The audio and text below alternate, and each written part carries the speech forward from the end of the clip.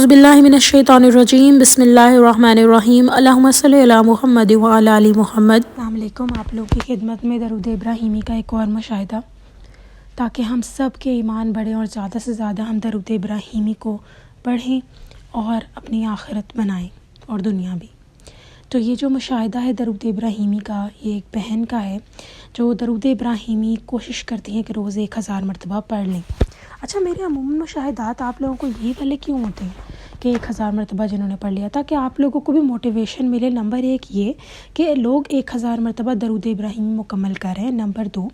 کہ آپ لوگ بھی یہ کمپلیٹ کر سکتے ہیں، اور نمبر 3 کہ درود ابراہیمی کے جو بھی معاملات ہوتے ہیں وہ سب آپ سے شیئر کرنے کا یہی ایک مقصد ہے کہ آپ لوگوں میں خود بھی ایک شعور پیدا ہو اور خود بھی ایک جذبہ پیدا ہو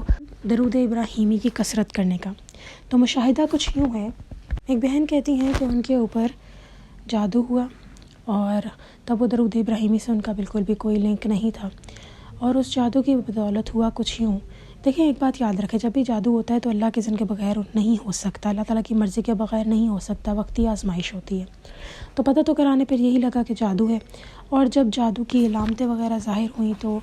مسئلہ یہ آیا کچھ کہ ان کے خاوند کی ٹانگ ٹوٹ گئی۔ اس کی وجہ سے نہ صرف ان کے خاوند بلکہ ان کا پورا کنبہ ایک طرح سفر کیا بہت زیادہ۔ وہ خود بھی عورت بہت ڈپریشن میں چلی گئی۔ کہتی ہیں اس سے پہلے میں تھوڑا سا درود پاک پڑھ رہی تھی چھوٹا، لیکن اب اس طرح کے حالات ہیں، اتنے ڈپریشن میں چلی گئی کہ یہ سب چھوڑ دیا۔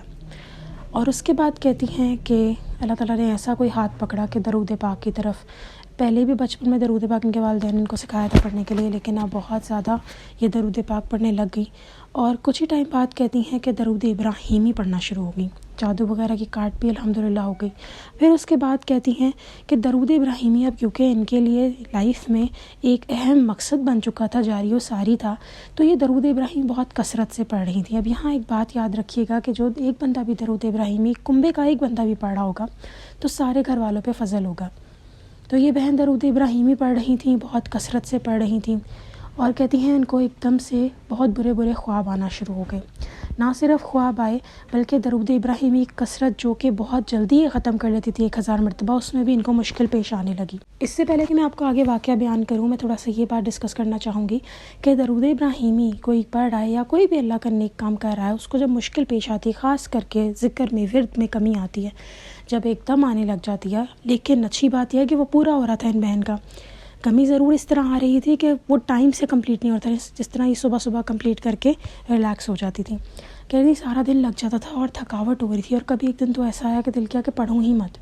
لیکن الحمدللہ اللہ نے مدد کی ان کی۔ تو کہتی ہیں کہ جنہوں نے بھی جادو کروانا تھا انہوں نے کروایا، اور اس دفعہ ان کے اوپر نہیں ہوا، ان کے بچے پر نہیں ہوا، کیونکہ یہ خود تو درود ابراہیمی پڑھ رہی تھیں لیکن اپنے بچے کو بھی درود پاک پڑھوا رہی تھیں۔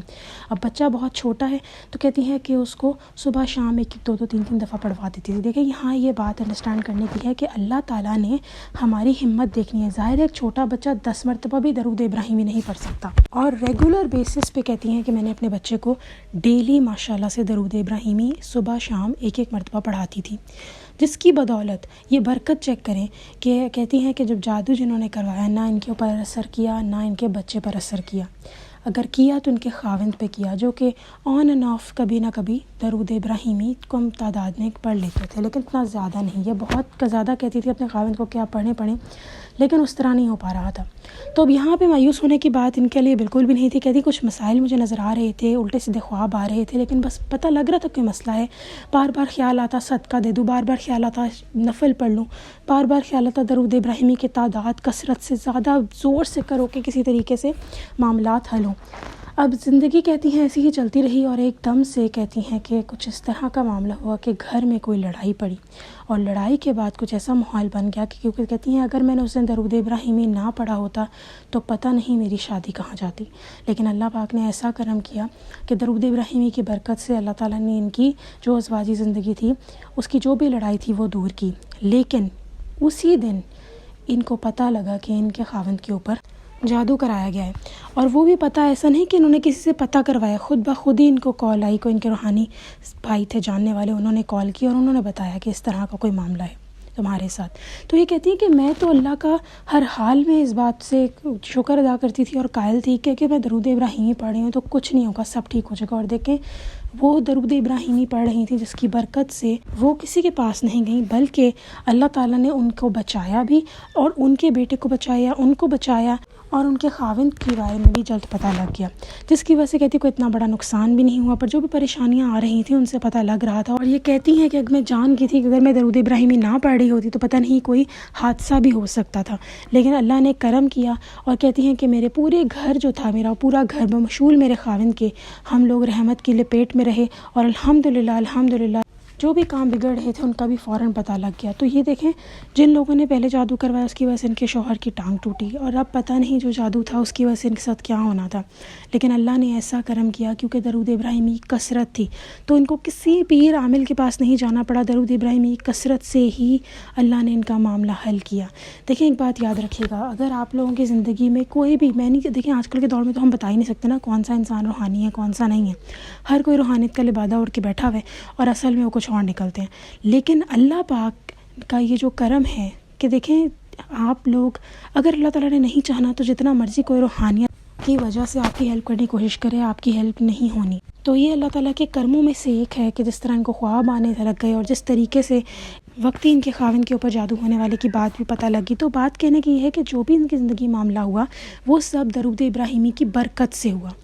اور اللہ تعالیٰ نے ان کے زندگی میں جو بھی یعنی بچی جس لحاظ سے، یہ وہ درود ابراہیمی کی برکت سے بچی۔ تو ہر وہ شخص جو پریشان ہے، جس کو علامتیں نظر، دیکھیں کیونکہ درود ابراہیمی ماشاءاللہ پڑھ رہی تھیں، ان کو علامتیں نظر آنا شروع ہو گئی تھیں، ان کی چھٹی اس کہنے لگ جاتی تھی آج صدقہ دے دینا چاہیے، آج نوافل ادا کر لینے چاہیے، آج کسی طرح کا اور صدقہ دے دینا چاہیے، آج کسی طرح کی عبادت کر لینی چاہیے، درود ابراہیمی کی کثرت کر لینی چاہیے، بس کہیں نہ کہیں کہتی خیال آئے جا رہے تھے، حالانکہ درود ابراہیمی کہتی جب یہ پڑھتی ان کا دل بڑا پرسکون ہو جاتا ہے،